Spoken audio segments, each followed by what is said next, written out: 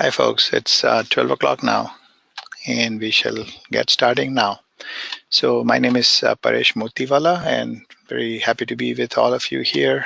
I'm from Boston and today we have the pleasure of listening to Charles Kim, who's going to be speaking about Linux Essentials for SQL Server DBAs. Basically what he's saying is Linux Essentials for Dummies. So thank you to Quest and SUSE for sponsoring our group here. Without them, a lot of this cannot be possible. So when you get a chance to visit their website at questandsus.com. So a couple of money saving gimmicks for you guys here. If you want to share last year's content for the past summit, you can actually go to this link here. Oops. Where did that go? Okay, to this link and enter the VGSTRKG0E as a code, and you should be able to download that content free of cost. And if you still want to go ahead and register for the past summit this year, I can help you get $150 discount if you use the code VGDisc G0E. That definitely $150 pretty much means you have one night stay free there in the hotel approximately. So, okay, so definitely help support PASS. This is the organization that brings you a whole bunch of free content for your career development, whether it's professional development, SQL, Azure, Linux, everything.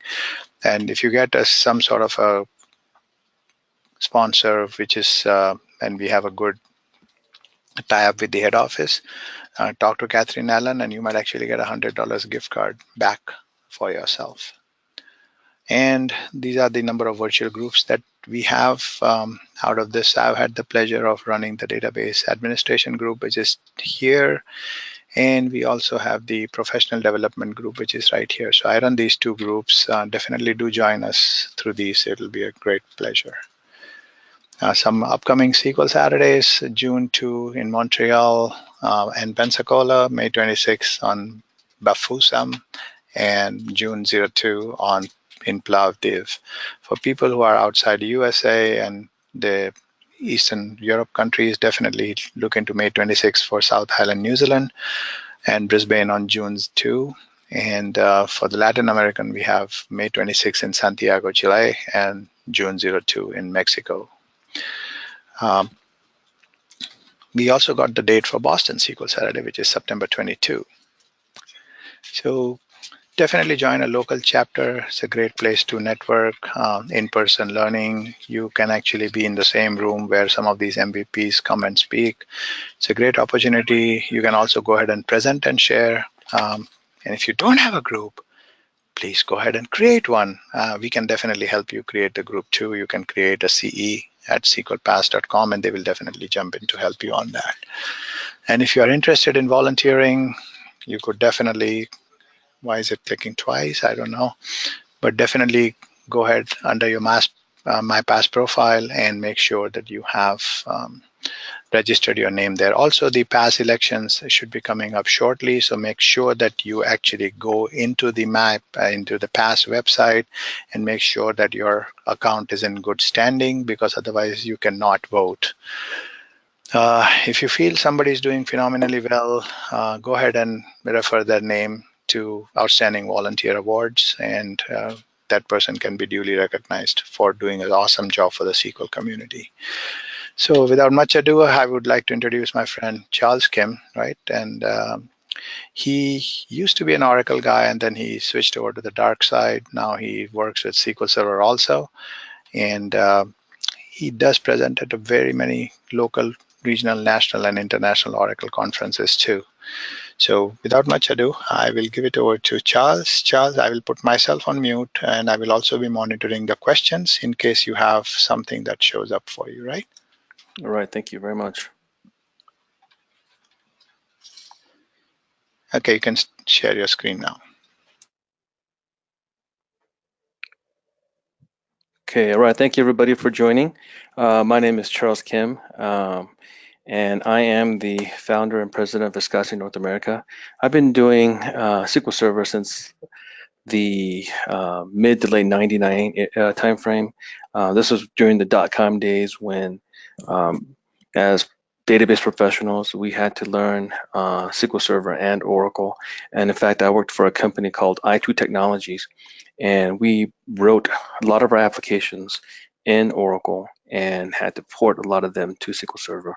And through that, I got to become SQL Server certified, and since then, have been kind of keeping up across both platforms. And so we're Viscosity. I'm the president and founder of Viscosity as well, and we are also a Quest Platinum partner as well, in particularly with Shareplex. And I'll have a little slide on Shareplex later on, but we leverage Shareplex for zero downtime migrations and database upgrades, and even for reporting databases and high availability solutions. And so I also hold certifications in Red Hat, and I'll have written a book on Linux for Oracle DBAs, and am talking about with publishers on writing a Linux for SQL Server DBAs, upcoming soon. All right, so a little bit about what we do. Obviously, we do database upgrades and migrations. We also do SQL Server administration, Linux, and system administration. We're heavy into the virtualization space and do a lot of work in data warehousing, performance tuning. And right now, the big push for, I guess, the entire industry is on big data, specifically with technologies like Cloudera and Hortonworks. We also do a lot of NoSQL databases as well, and we're partnered with MongoDB and do work in that space also. So I actually did a webinar back in March on Linux Primer for SQL Server DBAs, and I'm sharing a link to the actual presentation here. And basically, the agenda for that was basically to go over the installation and configuration of SQL Server on Linux, showing how to log in with SSH, doing some firewall management, looking at top 10 commands that DBAs should know about, looking at regular expressions, shell scripting 101, and went through several of examples of shell scripting basics. Also, in July, I'll be doing a webinar with Paz as well on Linux best practices. And this is where we're going to go into the deep dive of a lot of the topics that we're going to mention today. But in particular, we'll continue to touch on firewall management and SE Linux, security enhanced Linux, but also talk about how we can do network bonding for high availability or even for performance with round robin and whatnot. And we're going to talk about how to automate our deployments of SQL Server with by building custom RPMs, and talk about things like tuned ADM profiles to be able to tune our disk and IO configurations and CPU memory configuration, kernel parameters, and talk about NUMA and how that and how SQL Server is set up with non-uniform memory access. And so look for that webinar coming up in July. It is with the DBA fundamentals track, and there'll be another one after this about doing Docker with SQL Server, and so I'll briefly mention that later. All right, so like I said before, we are a Shareplex partner, Quest Shareplex partner, and I wanted to actually give them a little tribute in terms of their product. We can use Shareplex for data replication for SQL Server, and their upcoming release will enable multi-master data replication between source and target databases, and we leverage Shareplex for to be able to offload reports so that we can have a higher scalability on our primary databases. Leverage Shareplex for high availability, and obviously for upgrades and migrations. And if you look at all the circles to the right, those are the platforms that we can leverage Shareplex for. And it's not even about SQL Server to SQL Server, but it's also to replicate between other distributed databases as well. It's all about heterogeneous databases, and that's the world that we are going to. So let's talk briefly about what we're going to cover today. I'm going to talk about RPMs and how to look at RPMs using the RPM command. How do I set up a Yum repository? And talk about transparent huge pages compared to huge pages, looking at the right IO scheduler looking at NTP versus Crony for time synchronization on the servers, and looking at networking configurations, NFS, centralizing our system logging, looking at setting up SSH equivalents so that I can log in between one server to another server without being prompted for a password. We're also going to talk about VNC Server, Linux's version of remote desktop. And then if we have time permitting, I'm going to go over shell scripting 102 and do a demo. All right, so let's look at the state of the Penguin. Okay, so I've been doing it at Red Hat since like version 3 days, but in particular, Red Hat 7.3 and 7.4, and now 7.5, which was released in April 10th of this year. That's where, from a SQL Server DBA perspective, where we need to focus on. And so SQL Server is only certified with Red Hat 7.3, 7.4, and I'm sure their documentation will reflect 7.5 shortly. And if you look at the Red Hat Linux roadmap, right? We're going to look at 7.6 coming out sometime next year, and 6.10 is already out for this year, right? As you can also see, Red Hat 5 is deprecated as of last year. So from a OS perspective, right, the industry in general predominantly runs Red Hat. And that's because most of the implementations of other databases like Oracle and DB2 and whatnot run either Red Hat or a derivative of Red Hat. And so, and I can imagine that as we go forward with SQL Server, that there'll be most of the people are going to run with Red Hat. And Ubuntu is really popular as well, mainly because of the open source community. People who are doing DevOps, people who want to run a desktop version that has full Wi-Fi support with everything else will be very popular with Ubuntu. SUSE is getting more and more popular as well, especially for SAP customers. And one of the big things about SQL Server on Linux is that you can actually containerize and run SQL Server inside of Docker. And so as long as you're running Docker 1.8 or above, right, you can have multiple instances of SQL Server. And this is where the beauty is, right, is that I can have 10 instances of SQL Server on a single box, running them as Docker containers inside of a Docker container, right? So, and so think about how quickly I can, spin up SQL Server instances, right, and have complete control over, and being able to scale for development and whatnot. Okay, so the cool thing about SQL Server on Linux is that it's literally a one command installation. And so there's a prerequisite, obviously. We have to download the repository file, the repo file from Microsoft's website. And in this screen, I show how you can do it for Red Hat, Ubuntu, and SUSE. And basically, we use curl on Red Hat, we use wget in Ubuntu, and we use zypper for SUSE. And so I'm going to focus more on the Red Hat side because that's where where I believe that the industry is going to be leaning towards. And as you can see, I'm using curl, which is basically a command line URL that allows me to talk to different machines and with different protocols. And I use the -o option in this case to be able to download a MS SQL Server 2017.repo file. And that repo file is going to go into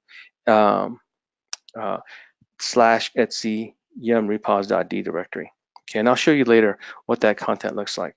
And then once I download the repo file, I'll leverage yum and we'll do a simple update and do an install. And so it's really a one command installation file. And then I run the SQL configuration setup. And so in Linux, the SQL Server configuration is all done command line. There is no GUI for it yet. Right, so what are the system requirements? We have the ext4 file system and we have the XFS file system. And so the XFS file system is what is prevalently being used for the big data community. So people who are running Cloudera or running Hortonworks, it's best practices for them to run XFS. And XFS is going to enable us to also, as an upcoming release, will enable snapshots of the file systems. And so, and that's going to be a really big part of some of the feature functionality that we'll be able to provide to our customers. And so if you look at the ability to go create a snapshot off of a SQL Server database that's native to the operating system and be able to clone off of that, that's going to be huge. And so also, SQL Server also supports NFS, except right now they're just saying only NFS VAR Optima MS SQL. And so there's some caveats for NFS as well. It must be either 4.2 or greater, and that's mainly because NFS needs to support sparse files, the ability to create thinly provisioned files, and to support fallocate. This basically means that I'm going to be able to go and create a thick file, write a file that is with a bunch of zeros or a bunch of spaces to be able to go create that file up front. Okay, so I'm going to show what it looks like from a curl perspective. This is the downloading of the MS SQL Server repo file, and it's going to come back instantly because it's really a really small text file. And if you want to look at step-by-step of how we did this for SUSE and for Ubuntu, you can go look at dbexpert.com/blog. This is my personal blog site, and so you can see a lot of these examples there. Okay, and like I said before, it's a one-line install, yum install -y MS SQL Server, and the -y just means that I'm going to accept the prompt later on, so it just be automated. Okay, and then once I do the install, I'm just going to configure and set up my SQL Server. In this case, I'm installing the developer edition, which is the option 2. And then once SQL Server installed, I'm going to leverage the Systemctl command to look at the status of my SQL Server. And as you can see here, the status is active, and I can leverage the -l command, which you see in the very bottom, to get a full listing of my status.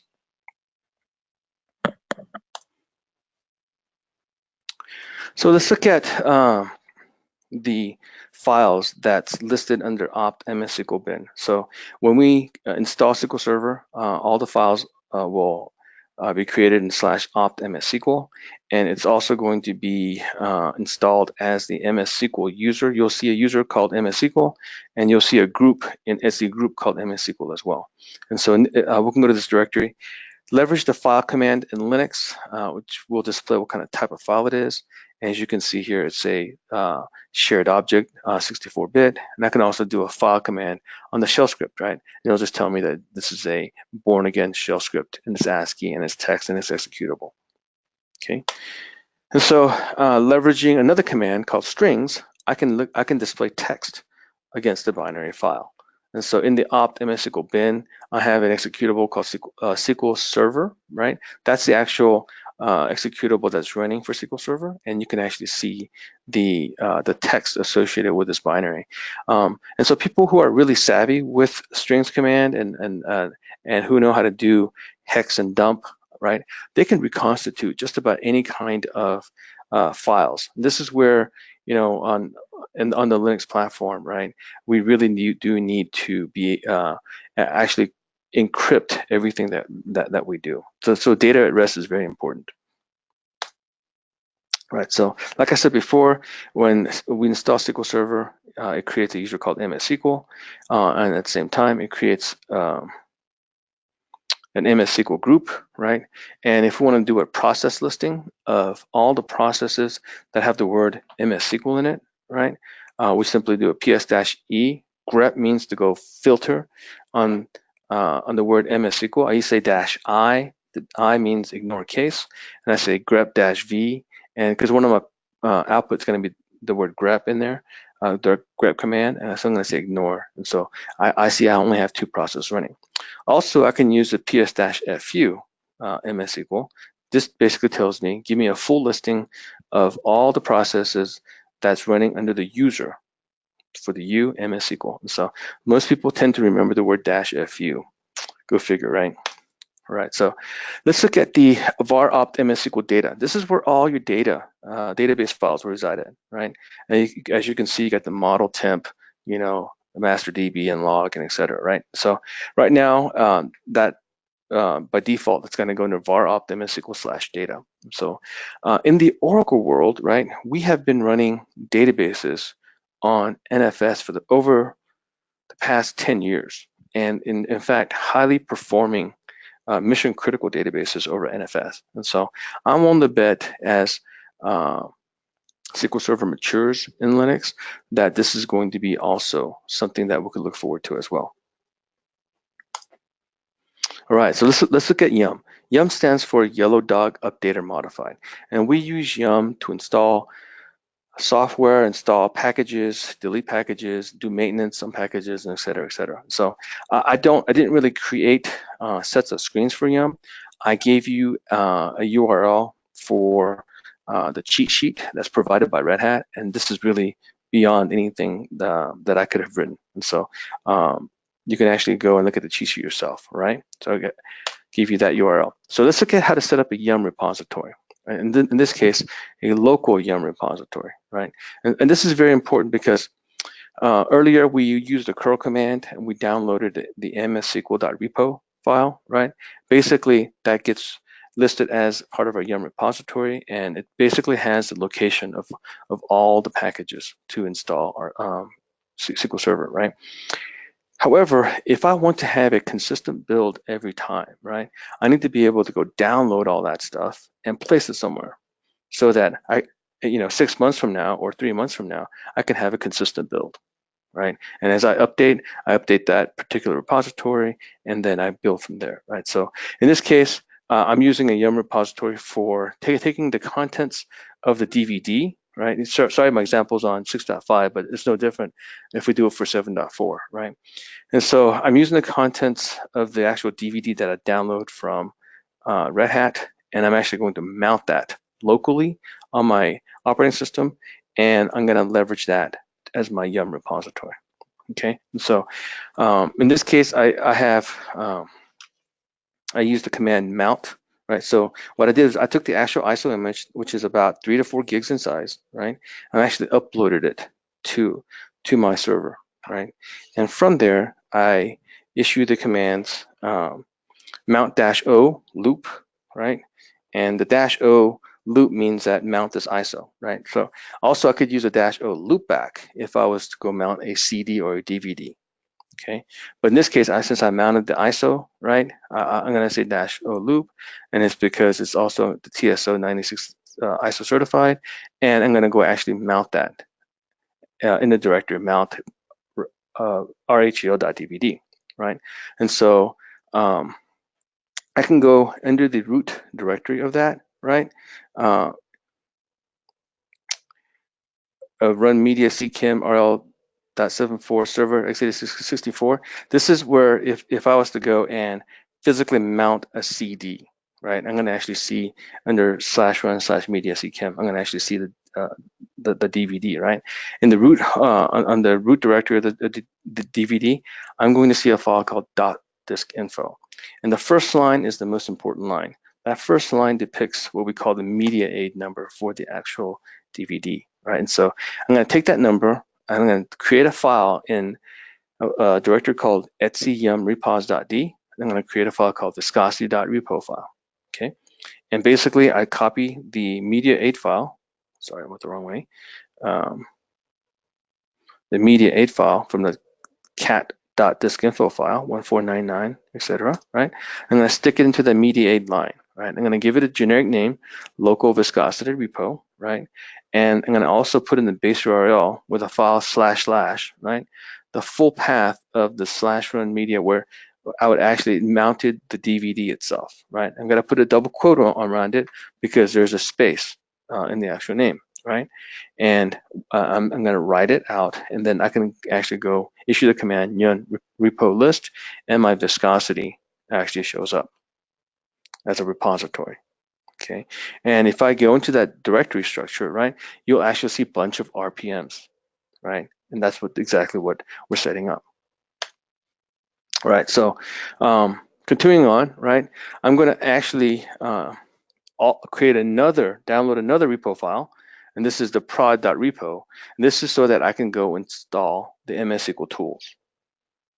Okay, and I'm doing curl, going against Microsoft's website and downloading that repo file. Okay, again, it's a very small file, and this is what the output looks like, right? And so once I have my local Yum repository with my DVD plus my repo file to be able to install MS tools, right? I can issue the commands yum install SQL tools and my Unix ODBC drivers, okay?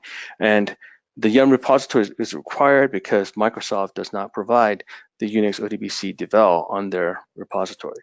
Yes, we have to actually set that up in that order, okay? And so you can actually see the output of that. All right, so now we have installed SQL Server and we installed MS Tools. And so now we can actually go do our test using SQL command and connect to our SQL Server, right? So first we have to actually set our path. And in the world of Unix and Linux, path is just like Windows, right? We'll provide a path to where our binaries are. And as you remember earlier, it's opt mssql-tools/bin, right? And I'm going to actually insert that or append it, right, into two files, .bash profile and .bash rc, right? And what we'll also do is we'll actually source either one of those files, right?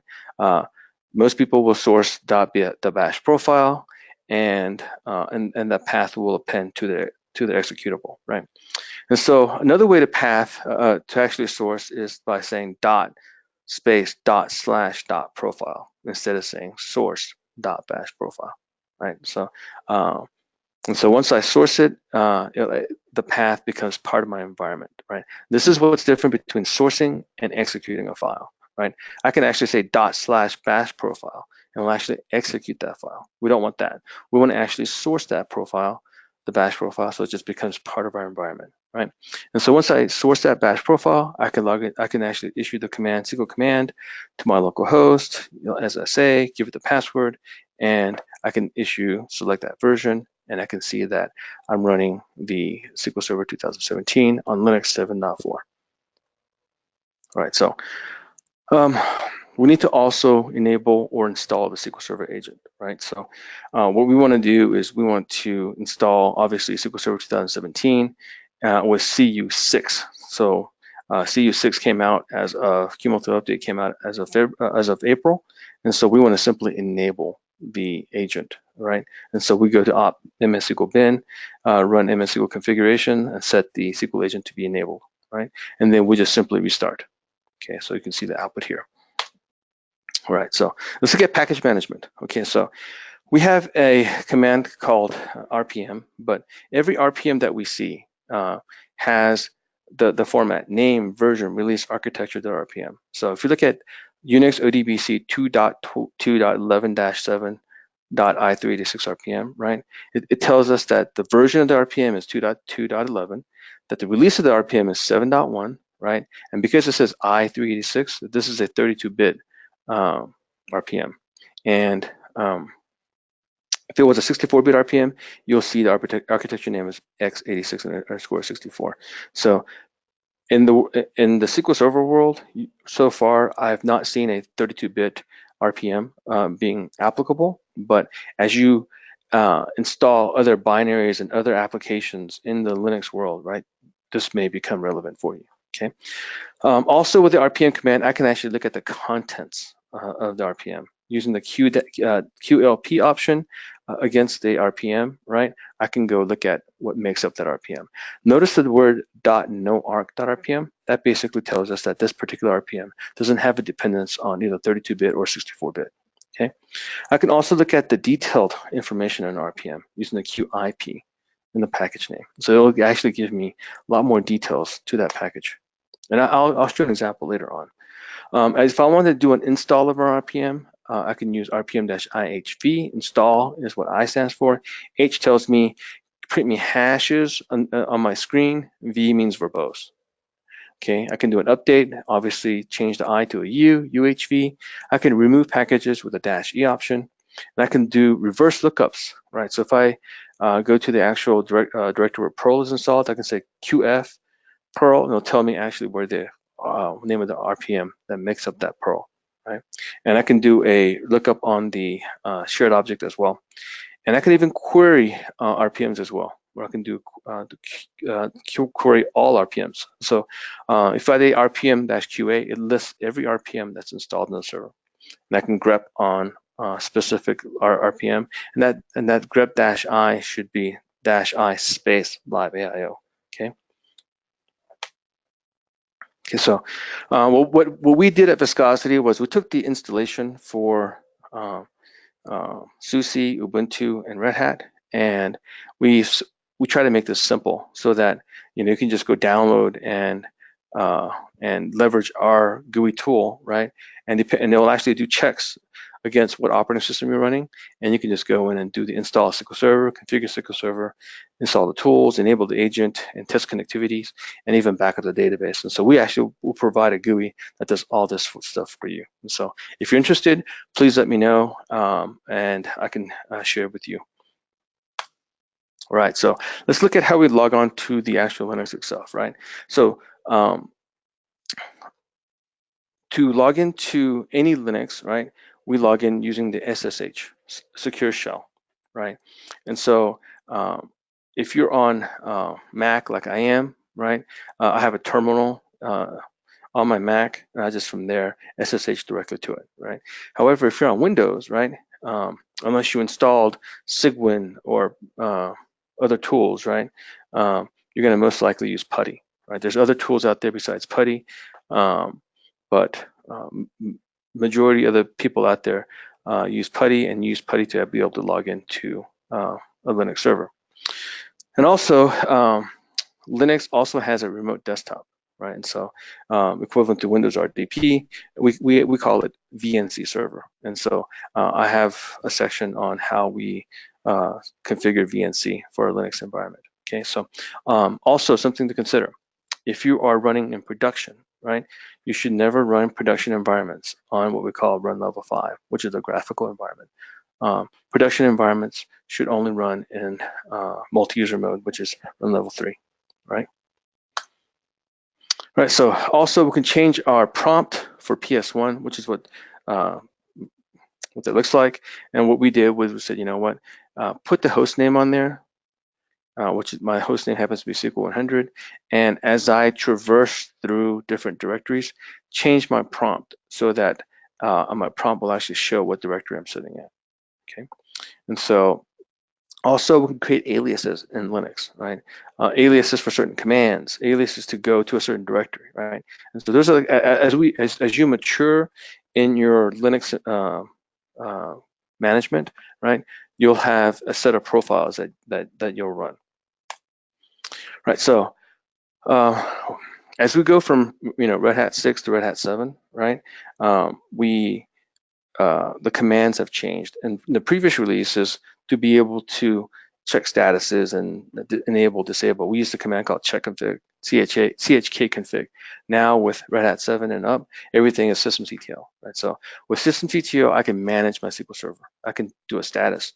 I can do startup, shutdown. I could even do restart, right? Basically does stop and start. I could even enable or disable. Basically, if I disable, it means that if the server was to reboot, it will not bring up SQL Server, right? If I was to enable, it will automatically bring up SQL Server.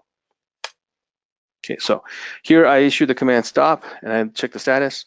As you can see, it's inactive and it's dead, right? And again, I can use a -L option to show a full status. Okay, so let's talk about centralized system logging. Okay, and so basically what it is that as we mature in our organization with adoption of SQL Server, right?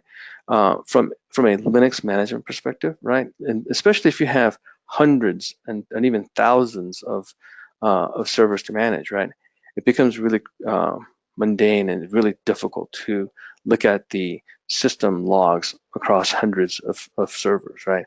And so what we can do is we can take all the system logs that get generated on the Linux box, and we can actually push it off to a centralized server, and from there we can do all of our alert monitoring. Okay, and so So to do that, right, we have to install a package called rsyslog, right? And on the left side of the examples, right, we're actually setting up rsyslog for the actual server and client, right? And so we have to identify who's going to be the actual server, right? And as we do it, right, we need to set up UDP and TCP for syslog reception, right? And then I'm going to simply restart the syslog service, right? And each client, right, I'm going to actually go modify the actual configuration file, right? Under the rules section, right, I'm going to actually add the server name or the IP address, right, to my centralized syslog server, right? And then again, I'm going to restart. If you have firewall rules, because you've enabled IP tables and whatnot, and you may need to open up port 514, and I'll show you how to do that in the far right-hand corner. And once that's done, right, you can go look at tail-f and bar log messages on the centralized server, and you'll be able to see messages flowing in from other servers. Okay, let's talk about firewall management, right? So in our world now, right, security is everything, right? And so every system administrator is going to want to lock down their environment, right? So we're going to create firewalls. So so no one's going to be able to go out of the box, right? Be able to hit port 1433 to be able to access SQL Server. No one's going to be able to SSH directly to port 22, right? And so what we want to do is we want to open up these two ports, and I'm going to show you how to show you examples how to do it, and we're going to go and restart Firewall D. Okay, so the first example obviously is to open up port 1433. Okay, and the second example you see is opening port 22, right? And then if you want to reload, right, we'll simply restart, and we're going to list the ports that's available and that's open, and you'll see 1433 and 22 being open. And if you want to remove, right, here's the syntax to remove. There's a lot of people forget that you have to run the runtime to permanent option to remove the port. And then we'll simply, with the Systemctl, like I showed you before, stop, start, and even restart the firewall daemons. All right, so if you look at the SQL configuration file, you can see the default directories for backup, data, dump, and logs, right? You can even look at the SQL agent directory, right? And look at where the audit is going on, right? So later on, I'll show you even being able to log rotate these log files and how to do it as well. Okay, so let's go through simple stuff of navigating through the SQL Server directories. Obviously, cd$home, cd tilde, right? It's the same thing.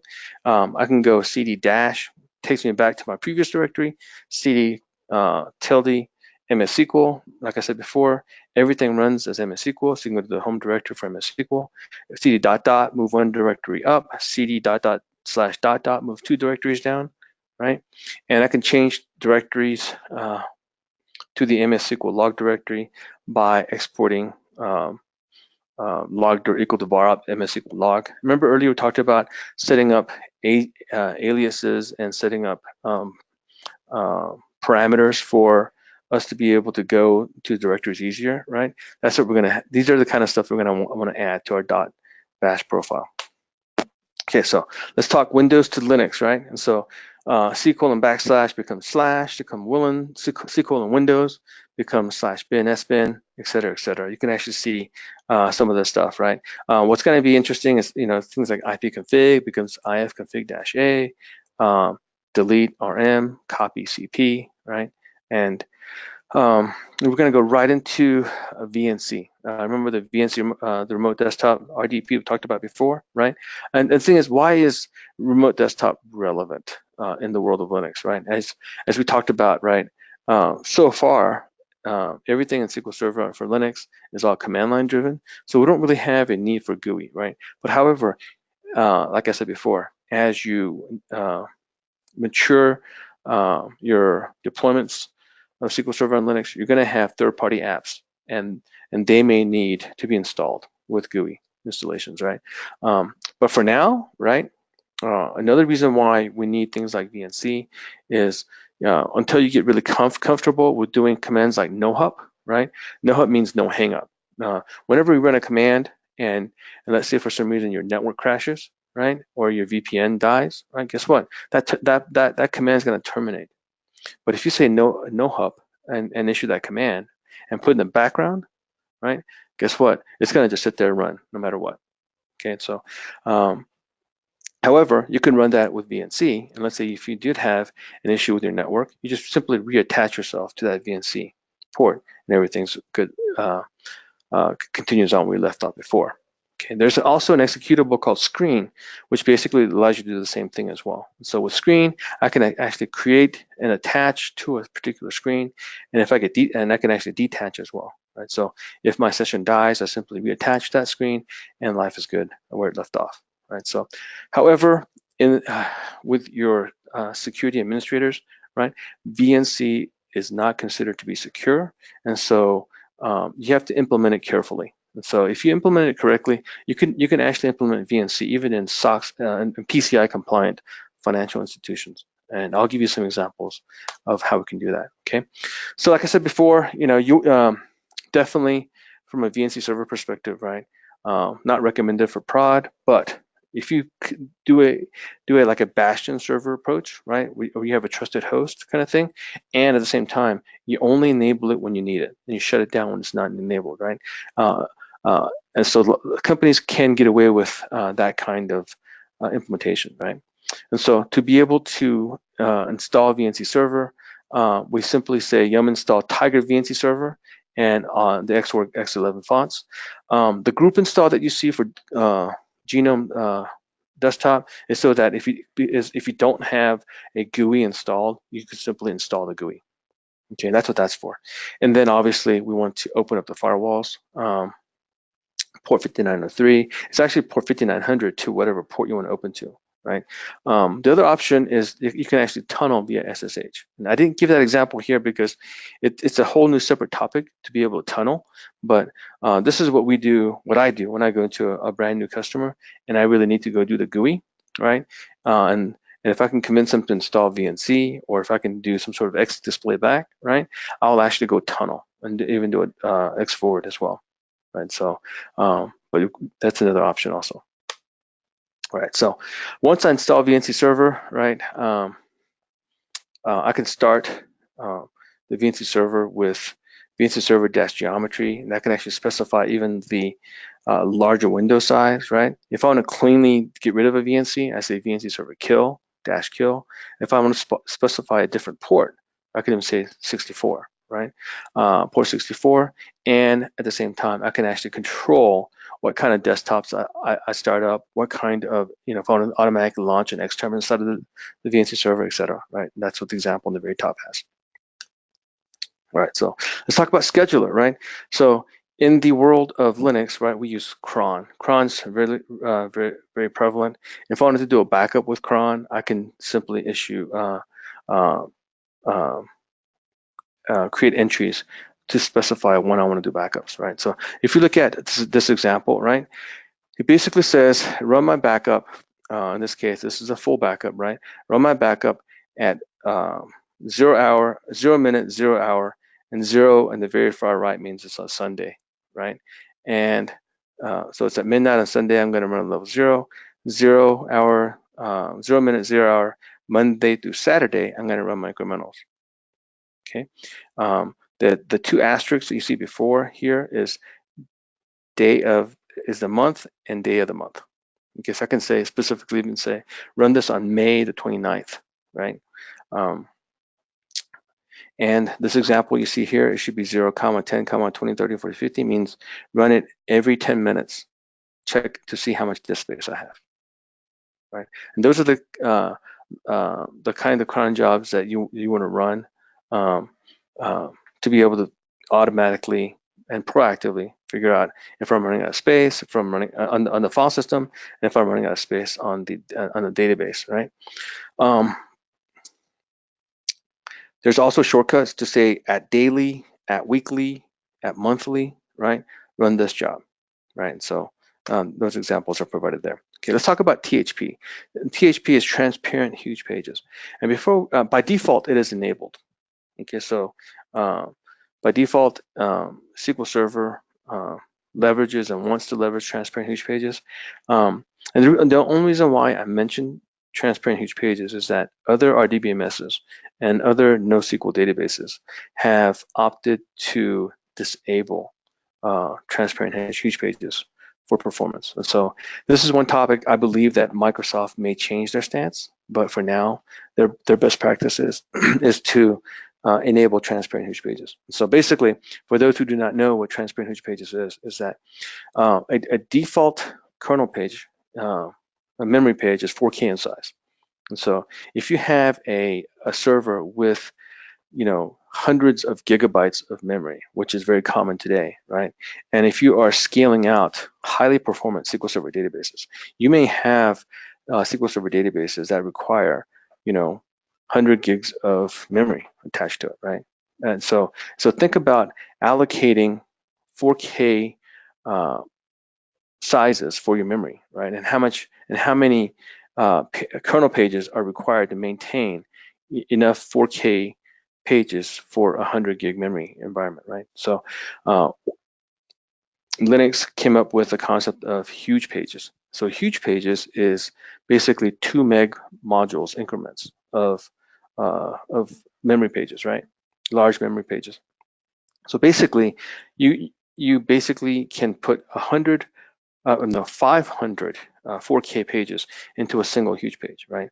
But the problem with huge pages was that it's been considered to be somewhat difficult to implement. And also, whenever we implement huge pages and we want to change the amount of huge pages that's allocated to the server, we have to reboot the server, right? And so they came out with this transparent huge pages to simplify the management of large pages. But however, there's some compaction issues that they've had, and so a lot of the RDBMS vendors have opted to not use transparent huge pages. Okay, so also I'm going to also talk about how to modify the Grub, which is a grand unified bootloader, right? So in the past release, it used to be etc grub.conf, right? Starting with Red Hat 7, we talk about /boot grub2 /grub.config, right? We modify etc default grub, and we will add entries in that file to enable or disable transparent huge pages, and we'll actually commit that change by running the command called grub2 make config, and we'll overwrite the boot grub2 grub config file. Right, so like I said before, starting with Red Hat 6, transparent huge pages are enabled by default, right? And to check to see if it's enabled or not, we simply cat the syskernel transparent huge pages file system directory, and to enable, we'll say enabled, and to disable, we'll echo never, right, to that directory, right? And so to be able to survive a reboot, right, we can do one of two things. Some people opt to use etc.rc.local. I showed you how to do it by modifying the default grub, and you can do it this way as well, right? And just simply echo always to that syskernel transparent huge pages enabled file, right? So here's some factoids that you can read about and look at how to monitor and disable transparent huge pages. And the key thing to take away from the last article that I provided is that you can actually monitor it, right, to see how effective your database is with transparent huge pages. All right, let's look at jumbo frames, okay? So jumbo frames and network bonding. We'll start with network bonding first. So network bonding gives us the capability to take individual network interfaces, two or more network interfaces, right? It's very common to just take two, and for us to go create a bonded interface. So we can take two network cards and we can do what we call link aggregation, which is option number 4, right? And hey, so, Charles, there's yes. a question. Can I ask now or later? Sure. Go ahead. And why wouldn't we continue to use SQL agents for job scheduling? And you would, but thing is that there's some stuff that, from a scheduling perspective, right? Third-party stuff and whatnot. So and that's what you would do cron as well. There's some stuff also. And remember, it's the whole integration between the Linux world versus the Microsoft world, right? And so as we go and go into the Linux world, especially your system admins, they're all going to be, command line guys. And so and as we go towards the SQL Server implementation on Linux, right? And this is what I tell folks, people who are doing virtualization as well, right? It's just good for us to be able to talk their lingo, no matter what at the end of the day, and have a common relationship, common talking point. All right, so hopefully that answers that question. But it's if you're comfortable with GUI, absolutely continue to do the GUI side. But at the same time, on the Linux world, it's going to be a lot of the system admins, people who are at your company comfortable with Linux, and that's all they know. They're the ones who are going to be pushing for SQL Server to run on Linux. And so the more we can relate to them, the better it will be as well. And I have the same thing as well, right? It's in Oracle and SQL Server world, right? A lot of my DBAs want to do everything in the GUI world, and they keep it in one place. So it's just a matter of just showing that those options exist. All right. So going back to network bonding, we have that was not the whole question. I think I messed up. Okay. So the question was, might want to update your cron examples to SQL Server backups. Yeah, no, I'm sorry. Yeah. Okay. And I do apologize for that. Is that I haven't quite changed that, and I'll change that in the upcoming webinars as well. Okay, and the question was, will this slide deck be available? Yes, it will be available along with the video of the recorded show. So absolutely. And so from a network bonding perspective, the more popular ones are mode 0, which is round robin. We just take 2 and we round robin between the 2, right? But it doesn't give you fault tolerance, right? But if one dies, however, it will go to the other one, but it'll take a little time before it fails over, right? Now link aggregation, on the other hand, right? It's now we're doing it for higher throughput, right? And and in the event one dies, the other one will pick up as well, right? And so, all right, so let's talk about jumbo frames, right? In the networking world, right, the actual MTU, which is the transmission unit size, is 1,500 bytes by default, right? And so that was a standard that we established back in either the 80s or early 90s, right? But however, today's world, right, we could easily go and transmit sizes that are much higher. Okay, so in this example is, we want to go 9K.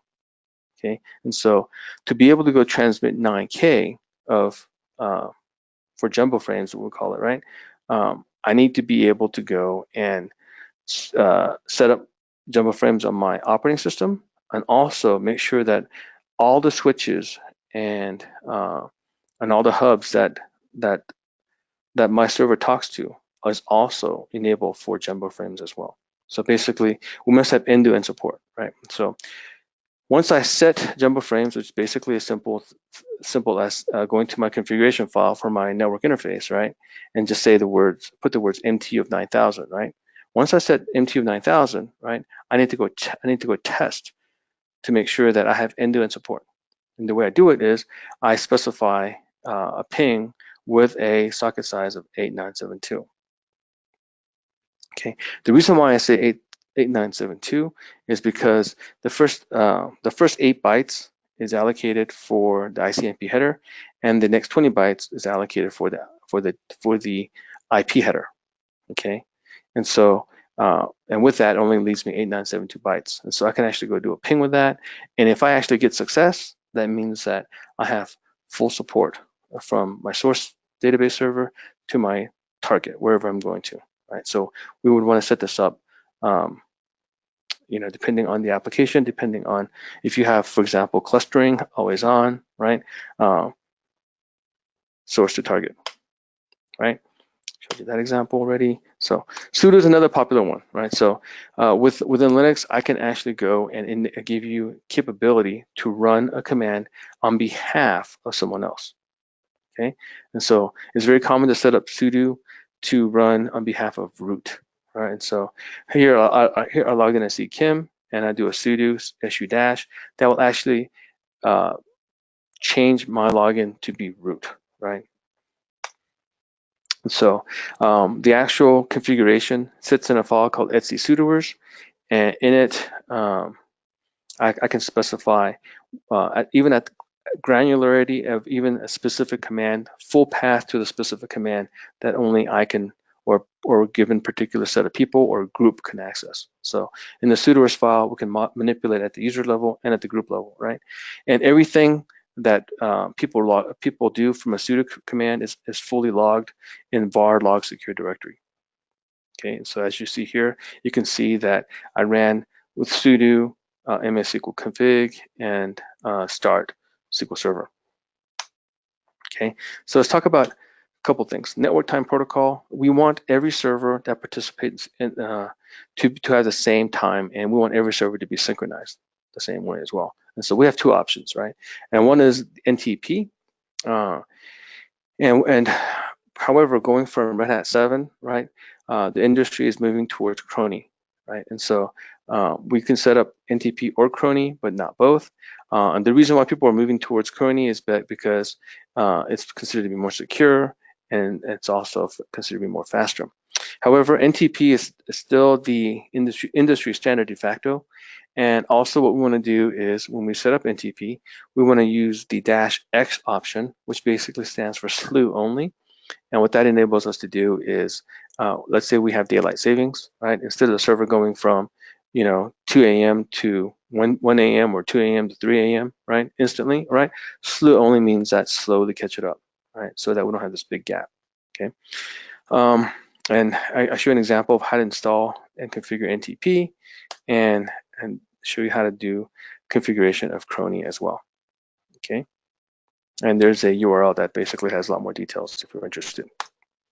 Okay, so quickly about SSH, right? I can leverage SSH to be able to log in from one server to another server. If I'm on Linux or any flavor of Unix, right? I can create a key with the SSH keygen, and I can create of the key of type RSA or DSA, and basically you can take all defaults, or you could even go and do your own passphrase as well, but it'll create you set of files, right? In your home directory under the .ssh directory, right? It'll create you .rsa .pub, which is my public file, and .rsa ID_RSA, which is my private key, right? And what I'll do is I'll take the my public key, ID_RSA.pub. I'll go to my target server in the home SSH directory, create a file called authorized keys. If it doesn't exist, I'll create one. If it does exist, I'll actually append to it, right? I'll copy the contents of my key, right? And make sure that the permissions of that file is 640, which basically means 6 means read write to the owner, 4 to the group, and 0 to the rest of the world, right?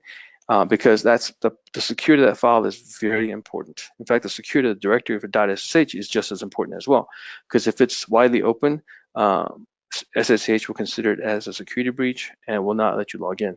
Okay, and so once I set this up, I'll be able to log in from source to target without being prompted for a password, right? And you could even do that across different users too. Okay, so for people who are on Windows, right, what we'll have to do is download a utility called puttygen, and with it, we'll create a putty private key with puttygen, right? And we'll take the putty private key, and within putty configuration, right, we'll go to the authorization option here, and where it says private key file for authentication, right, we'll actually embed that private key right there, because putty uses its own key to be able to log in. Okay, and then you under the actual connection, you'll actually specify the host name and whatnot, and you'll be able to log in with putty without being prompted for a password too. Okay, let's talk about IO scheduler, and hopefully this might be our last topic we talk about. With IO scheduler, basically this is how the Linux operating system. Hey, Charles. Yes. We have like a minute to go, so if you want to kind of Yes. go through this as quick as possible, thank. Yes. I'll wrap up with this slide. And in fact, the default IO scheduler for Red Hat 4, 5, and 6 was CFQ, commonly fair queuing. The problem with CFQ is that it was originally designed for general purpose Linux. So, which means that not only for databases, but also for app servers, web servers, file systems, that kind of stuff, right? However, for databases, right, we want to leverage Deadline IO scheduler because it guarantees latency and it's really good for IO sensitive requests, right? However, if you're running SSDs or if you're virtualized, right, you want your IO scheduler to be no op. Okay, and so basically, there's a couple of ways to do it. You say echo deadline, sysblock, name of the disk, queue scheduler.